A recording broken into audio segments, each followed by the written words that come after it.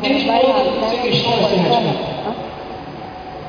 Tem muitos aí no mundo que se dizem ser radical. Eu sou radical, eu faço isso, eu faço aquilo.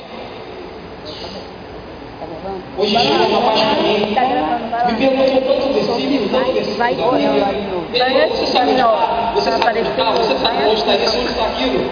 Eu cheguei para ele e falei, a minha preocupação maior não é de memorizar a Bíblia toda, saber a Bíblia de trás para frente, é saber se a Bíblia vai fazer influência na minha vida, se eu vou estar vivendo a Bíblia. A gente conhece a Bíblia de trás para frente. Quantos de nós estamos vivendo a palavra? A palavra que Deus nos dá. Arrependa-se. Arrependimento. Arrependimento. Pregar arrependimento é pregar a vida para vocês. Como que Deus pode nos perdoar do nosso pecado? Arrependimento. Como eu já falei para vocês. Eu estou gravando, vocês não primeira gravam? pregação de Jesus. Arrependam-se, pois está chegando, pois está perto o reino de Deus. Se foi a primeira vez que Jesus falou priorizar, por que nós não nos falamos? Por que nós não falamos tanto de arrependimento hoje? Quando nós pregamos para outra pessoa, Jesus vai te dar a bênção, Jesus vai te dar aquilo, Jesus vai te dar aquilo outro. Eu creio que Jesus pode fazer isso. Mas Deus quer muito mais do que isso. Deus não quer que você fique plenamente agarrado no que a terra tem para te oferecer. Mas Deus quer que você se agarre, que você se achegue a Ele através do arrependimento. Todo aquele que se humilha, todo aquele que busca a parte de Deus, ele com certeza, Deus vai olhar para ele e vai ver, aquele ali eu me agrado. O maior segredo do pecado é mostrar que cada vez mais ele não seja pecado. Hoje, no nosso meio, dentro da nossa igreja, dentro da nossa comunidade, o chavão hoje que tem crescido muito é a questão do nada a ver. Questão do nada a ver. Eu não posso ouvir. Eu posso ouvir a música do mundo, não tem nada a ver. Eu posso ficar com fulano de tal, porque não tem nada a ver. Se você vier falar comigo, vou falar, meu amigo, você está indo para o inferno, isso não tem nada a ver. Não existe meio termo. Não existe meio termo. Eu ouvi uma frase que é muito interessante, eu quero que vocês anotem, se vocês puderem. Tudo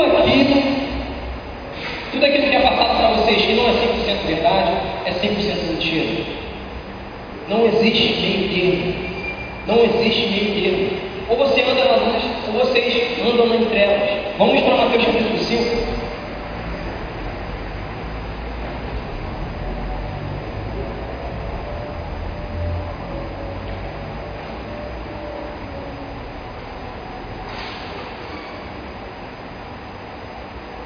Versículo 13. Vocês são o sal da terra, mas se o sal perder o seu sabor, como restaurar? Não servirá para nada, exceto para ser jogado fora e pisado pelos homens. Vocês são a luz do mundo. Não se pode esconder uma cidade construída sobre um monte. E também, ninguém acende uma candeia e coloca debaixo de uma vasilha. Ao contrário, coloca no lugar apropriado. E assim ilumina a todos os que estão na casa. Assim brilha a luz de vocês diante dos homens, para que vejam as suas obras e glorifiquem ao Pai de vocês que estão nos céus. O Senhor exige hoje que nós sejamos sal da terra e luz. Agora, pergunte a si mesmo, quanto de vocês estão fazendo a diferença no seu dia a dia, no seu trabalho, na sua escola? Estou tentando ser o mais óbvio e ser mais claro para vocês, que aqui tem muito adolescente. Eu quero que vocês entendam que viver uma vida de pecado gera morte. Gera morte. E hoje, eu não tenho problema sobre falar o nome do pecado. Eu não tenho problema sobre falar o nome do pecado. Hoje nós estamos maquiando o pecado para tentar ser aprazível aos ouvidos de vocês. Já falei, 1 Timóteo, 2 Timóteo, capítulo 4. Chegará um tempo onde não aceitarão a verdade, sentindo conselho nos ouvidos, escolherão para si mesmos doutores.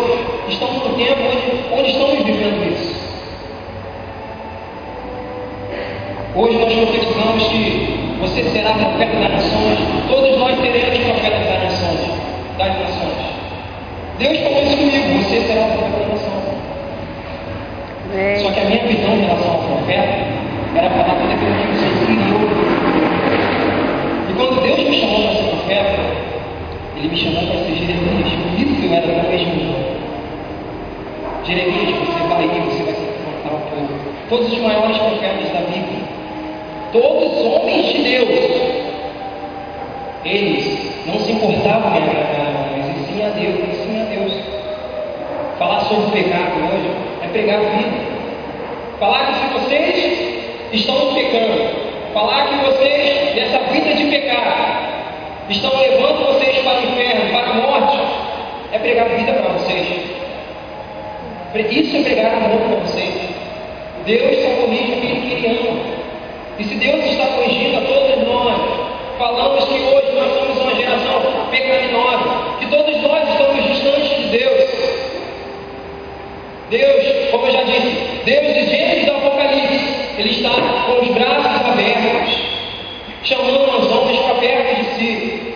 E os homens totalmente estão com os corações endurecidos, totalmente estão caminhando cada vez mais e mais com as suas próprias consciências, com as suas próprias vontades. Então, Romanos capítulo 5, versículo 12, agora eu vou começar a pregar para vocês.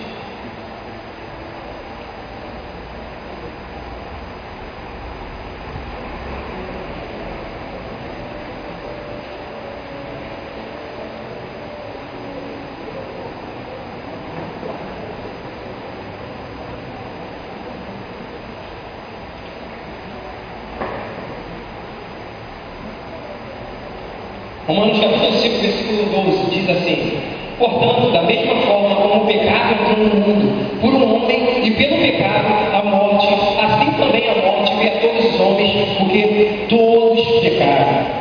Pois antes de ser dada a lei, o pecado já estava no mundo, mas o pecado não é levado em conta quando não existe a lei. Todavia, a morte reinou desde os tempos de Adão até Moisés, mesmo sobre aqueles que não cometeram pecado, semelhantemente à transgressão de Adão, o qual era o tipo daquele que haveria de vir.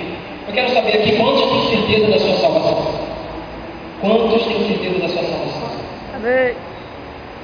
Eu quero dizer a você que uma das maiores evidências da sua salvação é a certeza da sua salvação. E se você não sabe que você está salvo, é porque você está em pecado. A evidência da nossa salvação é a certeza da sua salvação, porque todos aqueles que são de Deus, todos aqueles que Cristo justificou, sabem que Deus tem um caminho glorioso para eles ao lado do Pai. Aleluia. E muitos aqui que levantou a mão estão aqui para se aparecer, porque muitos também estão em pecado. É Deus. E Deus não quer ver você em pecado. E se você não levantou a mão, se você está em pecado, é porque você ainda não aceitou Jesus. Talvez você está aqui dentro hoje porque você é um frequentador de igreja, porque você veio para agradar o seu amigo que está ao seu lado. Talvez você venha para a igreja só para passar o cartão e dizer que você vai aos cultos. Será que você aceitou Jesus verdadeiramente? Será que Jesus está reinando na sua vida? Será que os frutos do Espírito Santo estão reinando cada vez mais? Falar sobre pecado é um pouco duro, mas vocês precisam ouvir. Vocês têm que ouvir sobre pecado todos os dias, porque pecado não tem tamanho, e o pecado que vai nos experienciar de Deus. Deus diz: sejam santos porque eu sou santo. Se eu tenho uma vida de santidade, Deus quer que vocês sejam salvos, todos sejam salvos, através de Jesus Cristo. Somente Jesus é o caminho, a verdade e a vida. Glória. Talvez vocês já ouviram essa mensagem trilhões e trilhões e trilhões de vezes. Uma vez eu ouvi uma mensagem que eu levo para mim até hoje. Uma vez chegaram para o pastor e disseram: pastor, todo culto o senhor prega a mesma mensagem, por que o senhor não prega outra palavra? pastor simplesmente disse para eles: porque ainda não houve transformação em vocês. Enquanto não houver transformação, Deus vai sempre estar falando a mesma coisa com vocês: arrependam-se. Arrependam-se.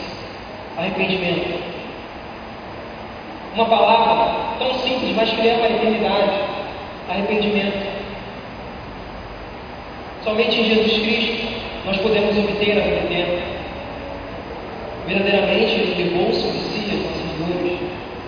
Sobre as suas pisaduras nós fomos sarados. Deus deu o seu único Filho para que todo aquele que nele crê não pereça, mas que tenha a vida eterna. A nossa fé hoje em Jesus Cristo talvez não seja a fé que eles esperam. Jesus disse: se vocês tiverem a fé do tamanho de um grão de mostarda, se vocês tiverem a fé do tamanho de um grão de mostarda, imagine vocês, manda esse monte, passa-te para lá, e ele passará. Será que a nossa fé é do tamanho de um grão de mostarda em Jesus Cristo? Porque se a nossa fé verdadeiramente fosse tão grandiosa em Jesus Cristo,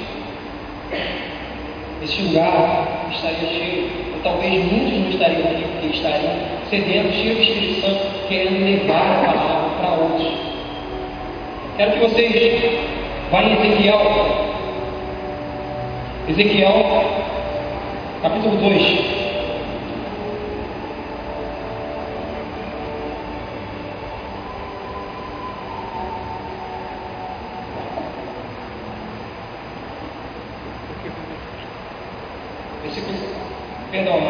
Capítulo 3, versículo 4. Ele me disse, depois ele me disse: filho do homem, vá agora à nação de Israel e diga-lhe as minhas palavras.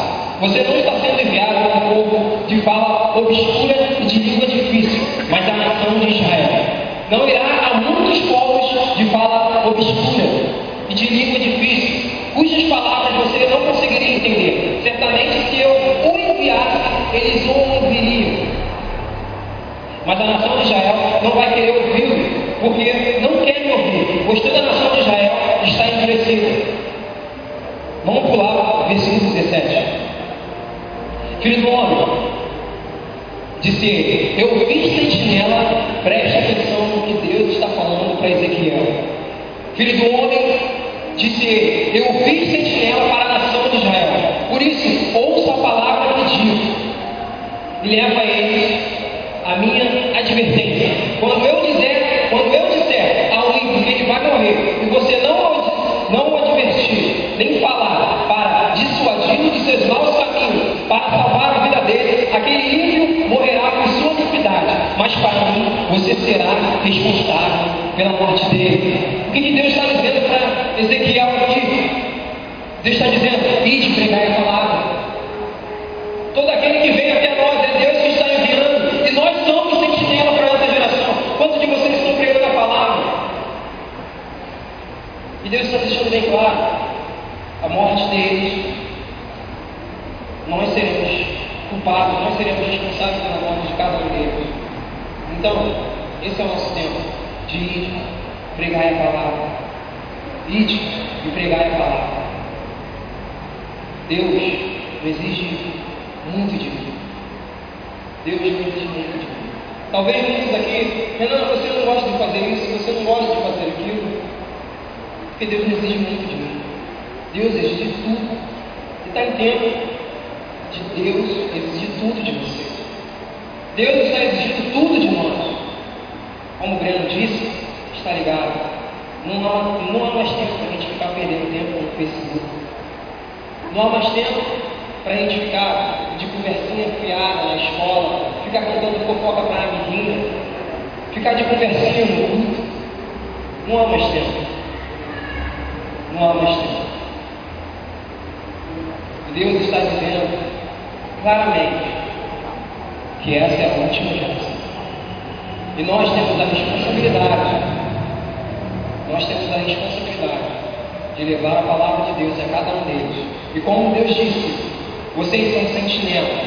Se você não disser ao ímpio que ele irá morrer, a culpa será sua. Como que eu vou falar ao ímpio que ele vai morrer? Meu amigo, você está em pecado, você está indo para o inferno. Será que isso escandaliza vocês? Falar de inferno escandaliza vocês? Afinal, esse é o final de muitos daqueles que não aceitaram Jesus, que são desobedientes. Então, amados, o que Deus exige de nós é um compromisso, é um comprometimento. E Deus diz em Romanos capítulo 11, versículo 22: considera, pois, a bondade e a severidade de Deus. Deus é bom. Considera, pois, a bondade e a severidade de Deus. Mas Deus também é juízo. Deus espera que você aceite Jesus. Eu vi que muitos aqui não aceitam, não levantaram a sua mão.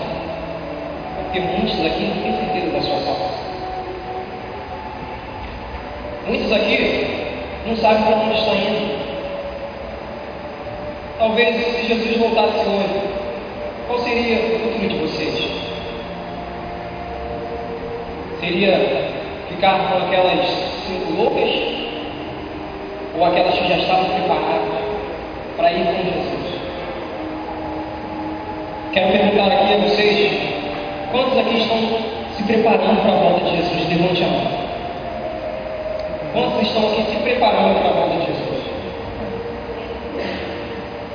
Amados, infelizmente, tenho que advertir a vocês. A palavra nos diz que nós já devemos estar preparados. Como aquelas loucas, elas foram se preparar. Elas foram lá e foram buscar o azeite. Como é que vocês vão se preparar? Quando Jesus voltar, e aí? Como é que vai ficar? Muitos ainda estão dispersos. Muitos estão pensando que ir para a igreja é modinha. Aceitar Jesus Cristo está custando a sua vida. Jesus pagou o preço. Talvez muitos aqui ainda não estão entendendo essa palavra, mas eu quero responder.